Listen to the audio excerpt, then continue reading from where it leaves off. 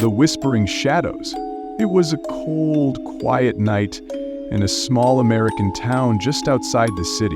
The wind howled against the windows of a humble house on Elm Street, where Sarah, a young woman in her late 20s, sat curled up on her couch, the flickering light of a television casting strange shadows across the room.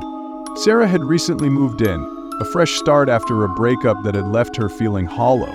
The house was old, a fixer-upper, the kind of place that felt cozy at first but slowly began to settle into its creaks and groans, revealing secrets buried in the walls.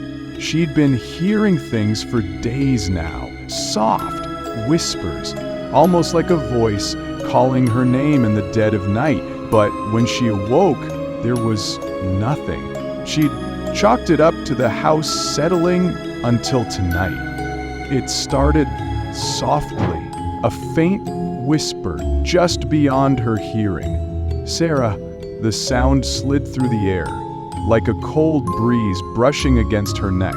"Just the wind," she whispered to herself, clutching her blanket tighter. But the whisper came again, this time clearer, closer. "Sarah." Her heart began to race, and she turned off the TV, sitting in the sudden silence. The air grew heavy, thick with anticipation. A shiver ran down her spine. The whisper was no longer just a voice, it was a presence, moving through the room, circling her. The walls seemed to close in, the shadows, they moved. The corner of her eye caught it, something dark, something unnatural slithering along the edges of the room. A shape, indistinct, but growing, stretching toward her.